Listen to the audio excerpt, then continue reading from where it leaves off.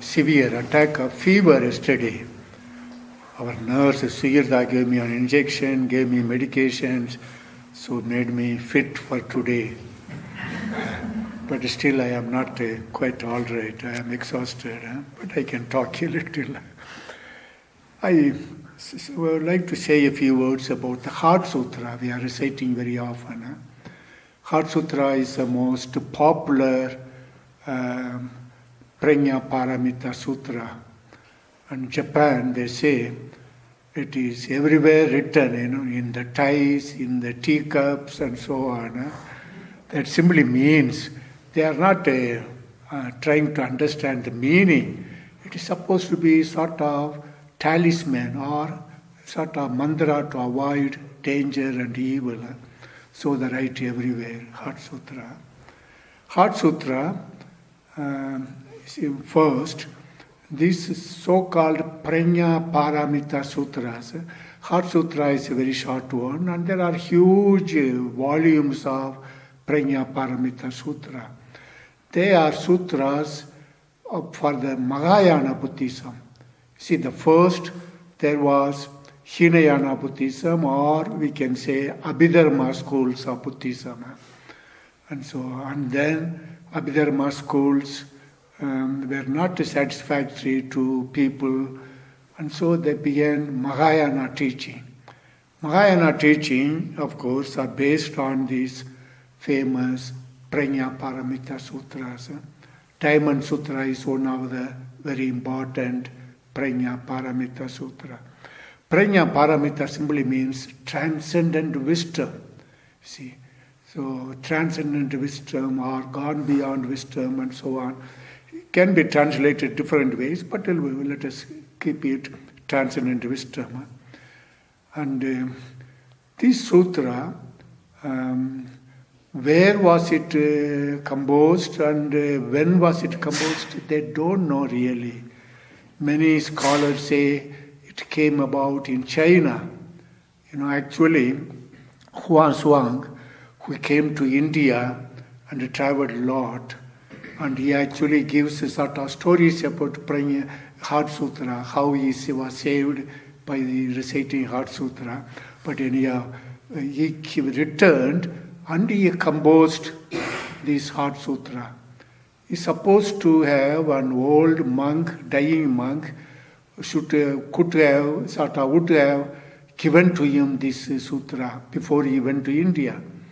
And so then he composed. So we have got that form, precise form of Huanshuang. And it is said, it was already earlier, this sutra, it was a dharani, that is mantra. So it was not called Heart Sutra, it was not called Sutra, it was not even called Mahaprajna Sutra. So simply sort of recitation for a mantra. And so that came about like this. We don't know exactly. Somebody says it was composed in India, but we don't know, you see. And the early Buddhist schools were divided in many sects. One sect was Sarvastivadin school, famous school. Actually, the Heart Sutra is supposed to be criticizing Sarvastivada school. Sarvastivada school, of course, Abhidharma school, or we can say Theravada. Theravada is only one school of Hinayana. So you can say it is criticizing that original Buddhist approach. What original Buddhist approach? They called it Dharma. Dharma means first our emotional, intellectual sort of factors. You see, it says feeling, consciousness, sensation, and so on, you will mention. And then it also means the law of the Buddha. It also means the universal law, Dharma. But primarily it applies to us, you see. So our sort of 5 skandhas, they call it, you see.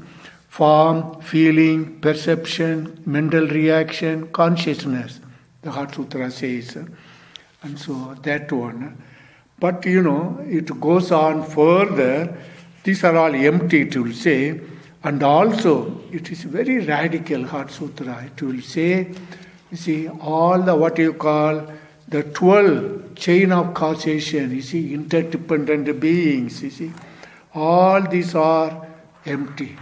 Not only that, the 4 noble truths, there is suffering, there is way out of suffering is due to tanga, attachment, and way out of suffering, and eightfold path is a way. All are empty, you see. Everything is empty, you see. And it negates all those things. All the Theravada or Abhidharma schools teaching, that negates them, you see. And that is a sort of thing. And this Sariputra, Putra means son, you see. Sari means mother, mother's name. Sariputra, supposed to be a representative of the Sarvastivadins school. And so he is addressed. And also, Avalokiteshvara, he is a Kannon, compassionate Bodhisattva. He usually doesn't come in sutras, Prajna Paramita sutras, but he comes especially here. We don't know exactly why he is put there. And so that one. And then there is also what you call the dharani, that is katte, katte, para katte, para samgatte, bodhisvaga. Sutras are not supposed to have dharanis, mantras, but here it comes there, you see, at the end. And also this Heart Sutra supposed to have an introduction and a conclusion. They are not important. Introduction only a few words. The Buddha sat in silence and Avalokiteshvara was inspired to talk. And then at the end the Buddha says, yes, well done, and confirms Avalokiteshvara. That's all, you see. But they say it is added later on. So that is very briefly the Heart Sutra. And what is important is, see, the teaching of the Heart Sutra. All of you recite often, what is the teaching of Heart Sutra? First, it negates all the Abhidharma schools, dharmas, you see. They are all empty. And there are 2 forms, you see. Form is empty. Form means only first word and follows form, feeling, perception, mental reaction, consciousness, you see. It follows all, you see. So simply they mention form, but it continues there, you see. All these things are empty, you see. And at the same time, Heart Sutra says, emptiness is form. You see, that's a sort of contradictory. Form is empty, and emptiness is form. We must have both. You are caught only in one side, you are simply nihilistic, you see. Form is empty, that's no good, you see. But emptiness is form. That is affirms again, you see. That's very important.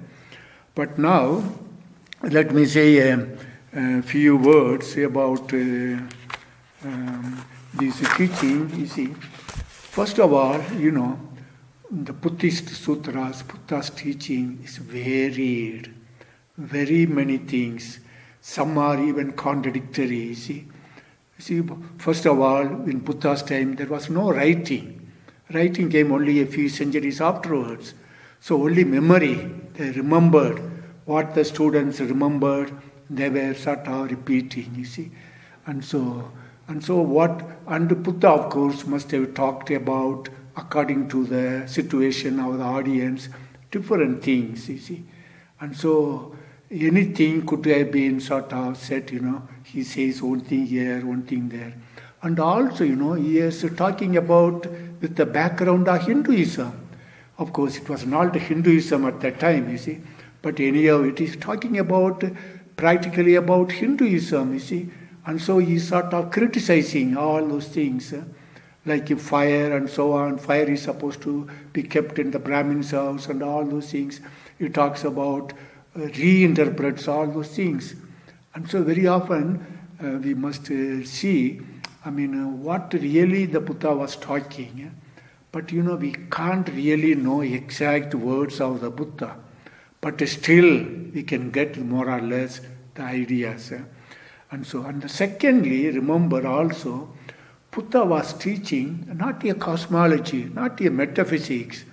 He was teaching for people, we call it a sort of English word, soteriology, that is salvation, how to become liberated, how to attain true self.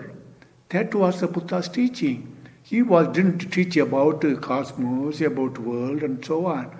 But Abhidharma school made it so all comprehensive thing, you see, all those things. And so Mahayana, the Heart Sutra is negating all that, throwing out all that. Now, the first level of teaching, you see, first level of, there are, more than one level. First level of teaching is about, you see, form is emptiness. Emptiness is form simply means, first, everything is interdependent. Nothing is absolutely independent. You see, everything is interdependent. They use it in nice sort of metaphor, Indra's net. The whole universe supposed to be net of Indra. And each, like a knot is a diamond. And the diamond reflects all the universe. And each diamond reflects all the universe and also the other diamonds. You see, that simply means everything is interdependent. See, nothing is separate. That is the first meaning of emptiness. That is also what Nagarjuna teaches. Emptiness is interdependence. That's all, you see. And see, the interdependence, you yourself can know more or less, you see. We are all dependent on everything else. Without mother and father, we cannot be. Without air, atmosphere, we cannot be. Without gravity, we cannot be. You know that, you see. We are all depending on everything. We need food, water, air, and then the earth to carry us, everything. We are interdependent. We are not absolutely independent. But this we can come more or less by reasoning. Ordinary reasoning, you can come to realize. Don't you see that we are all dependent? Of course, we think we are, self, sort of independent. But Buddhism will say that is an illusion. You are not independent, you see. More or less, we can come to, by reasoning, this understanding, you see. So, but will it make you liberated, free, and attain salvation? Simply by reasoning? By reasoning alone is not enough, you see. Reasoning will not do finally, you see. That's okay, the ordinary level. And remember, also, for example, therapy. Therapy is good, I don't deny that. But therapy is not salvation, it's not liberation. Or even ethics and morals. They are very important. Without ethics and morals, we cannot be human. But that's not salvation. Remember that. And also, all these our medicines and so on, they are all important. I take medicine. Without that, I could not be here. But that's not salvation.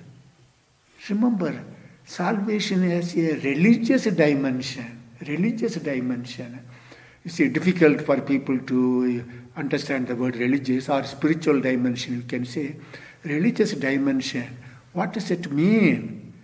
It means it goes beyond reasoning. It does not mean that you are not aware, you are not intimate, you are not in touch with it. No, it does not mean that. But it goes beyond ordinary reasoning, began therapy, ethics, and all morals, all those things. That you must realize.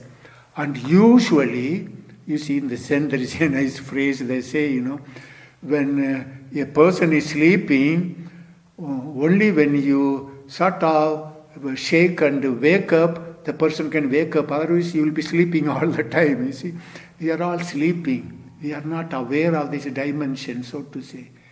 And so the teacher's job and the community's job is only that, to make you aware, you see, to shake you. Okay, wake up. That's all, you see. Wake up to the religious dimension. Religious dimension is discontinuous with empirical, reasoning, logical dimension. You see, that does not mean it will not include. It includes, but it is discontinuous. Remember that. You see, and that is your salvation, liberation. Otherwise, if it is only reasoning, why are you here? You can reason anywhere you can find. Any book, scientific book, evolution, you can find anywhere, you see. No problem. Not only that, you see. And if there is no self at all, if you are only, sort of, it says, everything is interconnected. That means not even freedom. You don't have freedom. You don't have a personal dimension. Everything mechanical, you see. Everything only reasoned, that's all. And if it is that, why do you meditate? What is the point? You see, just care for yourself, and when you die finished, that's all. You see. And so the religious dimension is beyond all that. Don't forget that.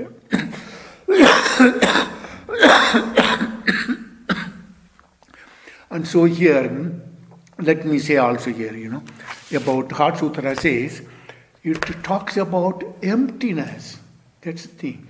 Emptiness, as I said first, it is interdependence. All the things are interdependent. Yes, but that alone is not enough. Actually, most of the teachers are talk only at this level, you see.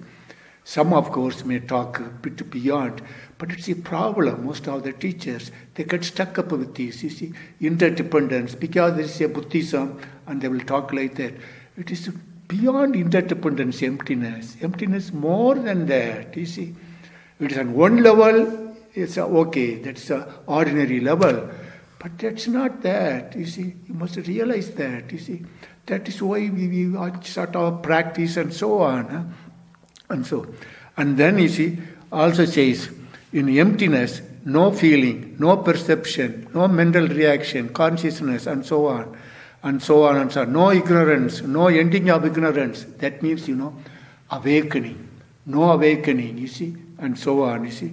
And no old age and death, you see. And not even old age and death. But we are all defined by old age and death.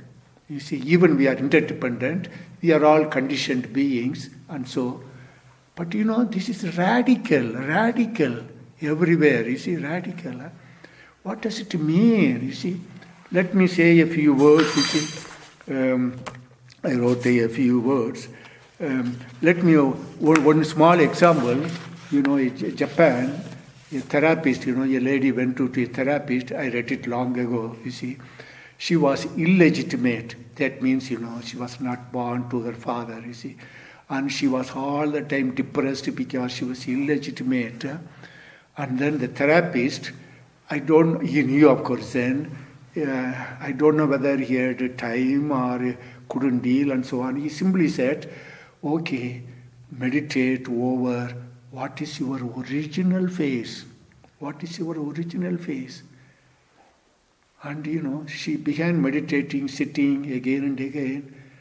And she came to deep sort of liberation and peace. What did she realize? Our original face is not conditioned. It is not sort of dependent on reasoning and empiricism and so on. It is something beyond that deep dimension. He realized, and then she came to peace, you see. That dimension, original face, you see.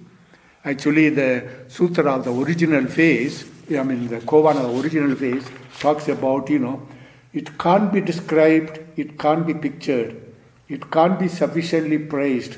Stop trying to grasp it with your head. There is nowhere to hide the primal face. Even when the world is destroyed, it is indestructible. When the world is destroyed, it is indestructible. How can it be? See, what is the dimension of ourself, you see? And then there is another koan, it runs, you see. Master Patriarch N of Tosan said, even Sakyamuni and Maitreya are servants of that one. Tell me, who is that one?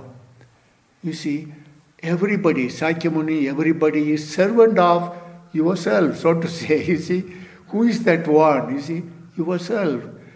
I mean, if you are only interdependent, if you are only going by reasoning, empirical, you can't talk about all these things, you see. And then secondly, Heart Sutra is based on the two truths, Mahayana, two truths. Actually, people like Stephen Batchelor and so on, they're all, they don't understand. I am sorry to say that. They can quote very much Pali Canon and so on. He doesn't realize really. He says, only atheism, no karma, no rebirth. I mean, how does he talk about Buddha? Is that Buddha's teaching? I should not talk about that. Leave that, you see. Okay. Two truths is important. What two truths means? Empirical truth. That is, you see, Samvriti Satya or Logutara Satya, worldly truth. And Paramartha Satya, ultimate truth. And Heart Sutra and the Mahayana Sutras all that deal with two truths levels. One level is ultimate truth. Another level is worldly truth. We are normally dealing with the worldly truth. That is fine. We have to deal with the worldly truth. But the ultimate truth, the beauty of that is you can't grasp it. You see, actually, it will say, there is supposed to be Satuskoti, 4 limbs of logic in Mahayana Buddhism. It says, first of all, let me explain the 4. Everything is in reality, you cannot say yes, you cannot say no, you cannot say both is and no, you cannot say both neither is nor no. That simply means, ultimate truth you can't define. You can't objectify. Ultimate truth you can't objectify. But there is ultimate truth. That is the whole point. You can't objectify. Then what? Ultimate truth only will manifest in phenomenal truth. That is what Heart Sutra says. Emptiness is form, but form is emptiness. Emptiness is the ultimate truth. Ultimate truth all the time will present itself in form. You see?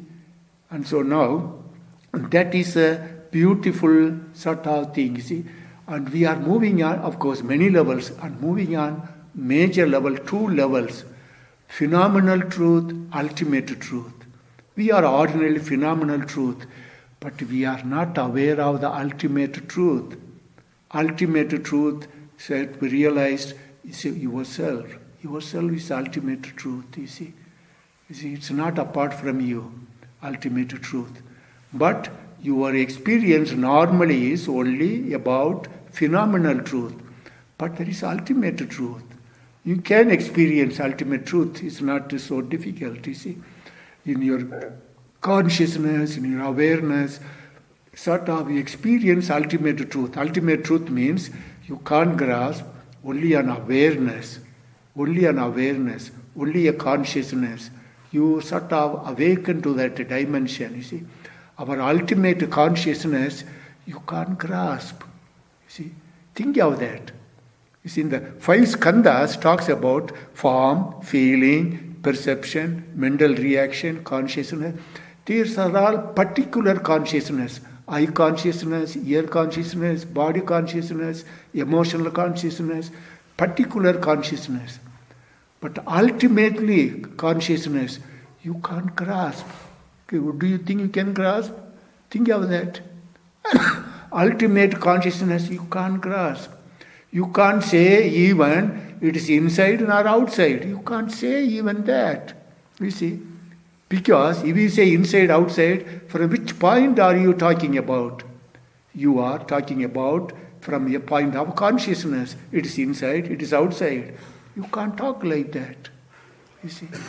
And the ultimate consciousness, is in one sense, if you want to say, it is nowhere and everywhere. You see, nowhere and everywhere. And yourself, ultimately, yourself, the ultimate dimension of yourself is embraces all the world. All the world. But here and now, you are particular. You must take care of the particular being, body, mind, and do all those things. But on the deeper level, sort of ultimate, Paramartha Satya, you are sort of embracing all the world. You are not apart from the world. That is why emptiness is form, form is emptiness. Okay, I will try to quotations. I quote in my books these quotations, but anyhow I will repeat the quotations once again. You see, Suzuki writes, Suzuki the writer, and there is no contradiction whatever when I say that emptiness is the first person. First person is I. Emptiness is the first person, I. And that the first person I is emptiness. Again, the first person I is not the subject standing in contrast to the object. You see, it's not, the ultimate reality is not standing over against anybody, not anything. It cannot have an object, you see. The first person I is not the subject standing in contrast to the object. It's not the self opposing the not self. Nor is it the creator or looking at his creation. It can never be caught up in any form of intellectual duality, because it is that which produces all dualities and which hides itself somewhere as soon as dualities are taken notice of. It is therefore outside the pale of our logical comprehension. Ultimate reality, that is our deeper dimension. You see, you are in one sense, like a bubbles on the ocean. You are a particular form and so on, or a wave, you see.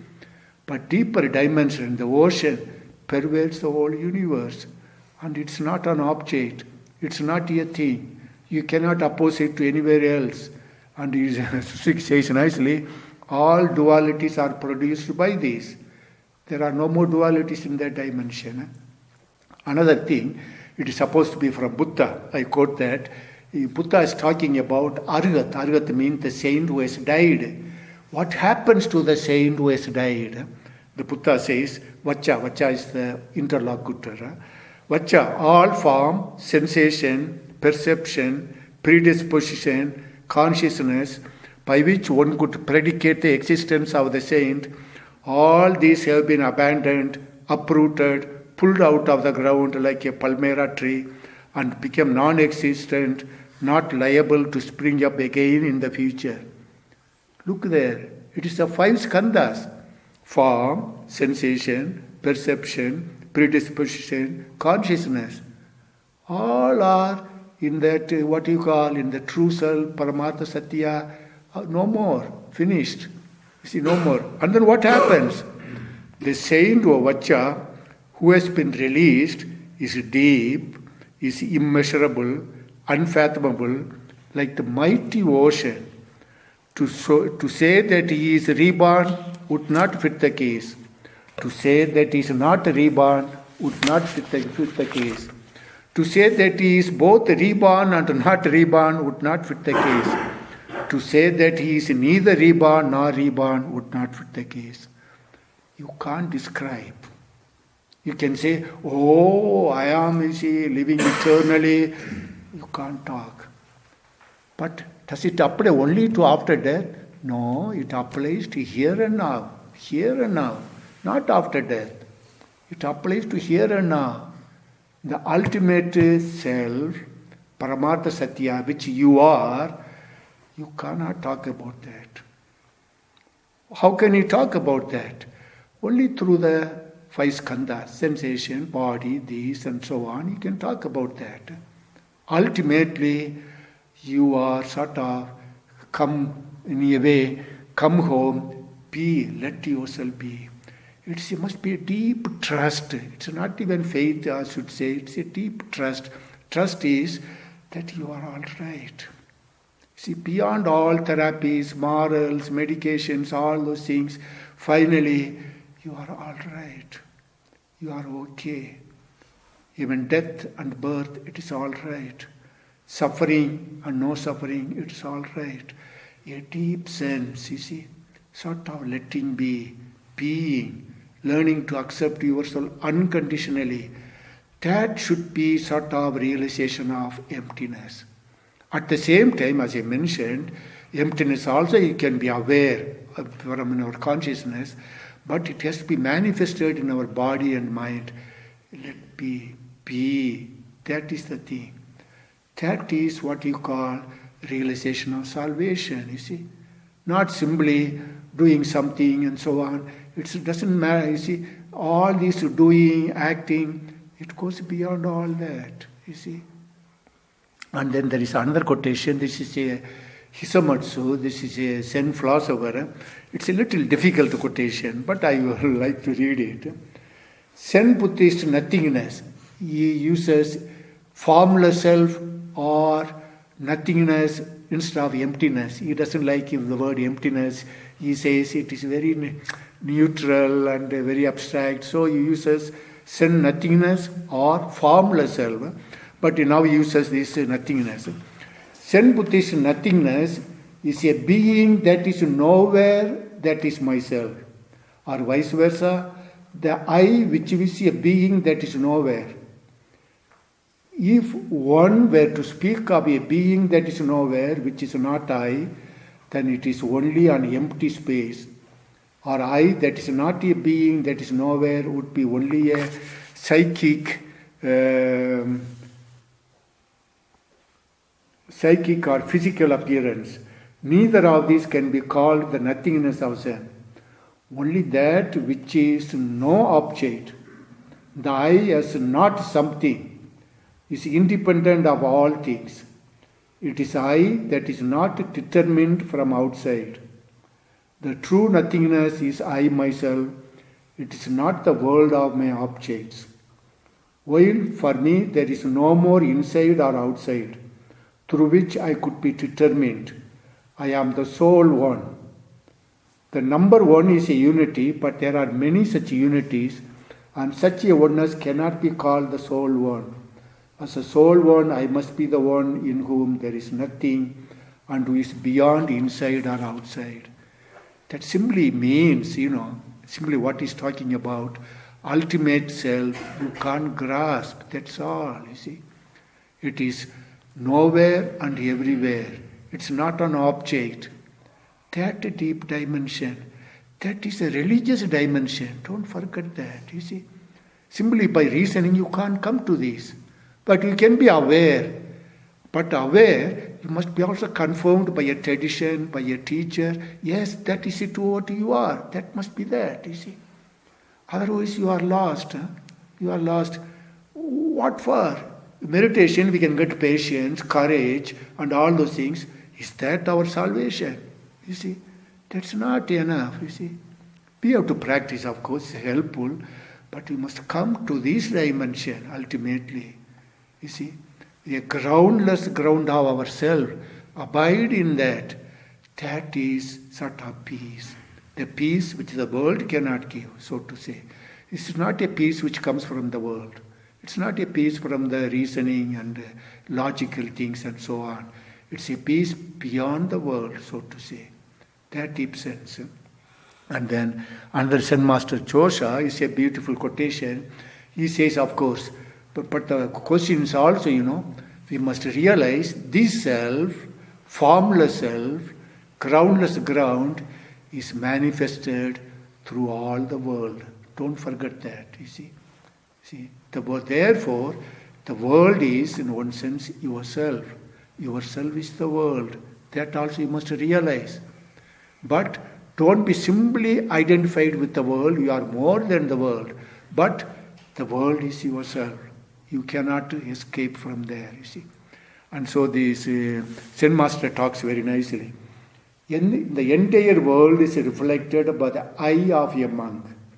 The entire world is contained in everyday conversation. The entire world is throughout your body. In the entire world is your own divine light. And the entire world is within your divine light. And the entire world is inseparable from yourself. Beautiful, you see. And your infinite light, at the same time, the world becomes your light. And so, take care of the world. And that means the world also is, you see, includes our body and mind. That's also part of the world. So take care of the body and mind and so on. But realize you are beyond all that, you see. And katte, see, I need not say much, you see. Katte simply means, you see, gone beyond, gone far beyond, you see, ultimately gone beyond. Bodhisvaga, say hell, Heil, Alleluia, something like that. I would interpret this Tathagata. Tathagata means one who is gone or come. That is the Buddha himself. That is the Tathagata. You are that. You are awakened to that dimension. You see, be that. You see, that deep sense. And then let me say also in the Heart Sutra, there is a quotation. I forgot to mention. You see. Since there is nothing to attain, you see, attain means you attain an object. There is no object to be attained. You see, remember that. Paramartha Satya, the true self, is not an object. It is yourself. You cannot attain it, you see. And so, there is nothing to attain. Only thing is, you have to awaken. Awaken to this dimension, yes, that is okay, that is all right. Come to the trust and abide in that dimension, groundless ground. There is nothing to attain. The Bodhisattva lives by prajna paramita. That means, he or she lives by this awareness, knowledge, paramita, transcendent wisdom, you see. With no hindrance in the mind, no hindrance, there's no fear. No hindrance in the mind. Does not mean our mind will not be hindered and so on. But ultimately, it is all right. Ultimately, mind is blocked, mind is not blocked. Everything is all right. And no fear, you see. There's no fear. Of course, we will have a normal fear. It's nothing wrong with that normal fear. But ultimately, no fear. The death, suffering, all those, it's no fear, you see. And that way you are liberated, you can move in the world and in compassion. Tathagata also is, Katte is talked about, Tathagata is a sort of compassion, embraces all beings and cares for all beings. And so remember, Heart Sutra, I talked about first level is sort of interdependence. Almost all the Buddhist teachers, even Zen teachers will talk about that, you see. But that's not enough. That's okay, good. But that's not enough, you see. If there is no self, only interdependence, what for? What is salvation? What is liberation? What are you doing here, you see? Nothing, you see. And you must come to awaken to this Paramartha Satya, this ultimate reality of yourself. That's reality, you must be awakened. And once you are awakened, you abide in that thing. Your sasana practice must be there. Of course, you focus on the breath and body and so on. But ultimately, the deep trust that it's all right. It is all right. You can be here and now. It is all right, you see. And even distraction, no distraction, everything, it is all right. The deep sense, you see. That sort of thing. So I read a small story, nice story. When the nun Chiono studied under Zen under the Bukko of Engakuchi is a Zen monastery in Kamakura, where I studied Zen, not in Engakuchi. I studied with the Sampurkirtan school. So, studied under Bukko and of Engakuchi. She was unable to attain the fruits of meditation for a long time. At last, one moonlit night, she was carrying water in an old pail bound with bamboo. He was taking water with the bamboo sort of bucket. When the bamboo broke and the bottom fell out of the pail, At that moment, Shiono was set free. In commemoration, she wrote a poem. In this way and that I tried to save the old pail. Since the bamboo strip was weakening and about to break, until at last the bottom fell out. No more water in the pail, no more moon in the water. Beautiful. That simply means we are so much attached. We are attached all the time, you see, to the pail, to the water, this water, and all those things. And so everywhere we are attached. And bottom fell out, you let go everything, you fall into bottomless pit, and you are awakened. That's the dimension, you see. That's, so when it fell out, finally, she realized, you see, we look at the moon in the water. That's a reflection. All the time we are caught by reflection. This is a true self. This is what is. This is a Buddha nature. We are caught by all those things, you see. But the moon finally disappeared. Water disappeared. And you are freed. And that is awakening. But then you can move freely in the world. So don't forget that. Okay, let us recite. Yesterday, what did you recite? Huh? Okay, 13 take. Bodhisattva vow. Page 13.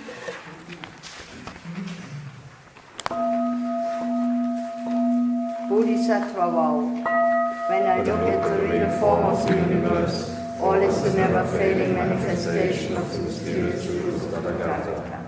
In any event, in any moment, and in any place, none can be other than the marvelous revelation of its glorious light.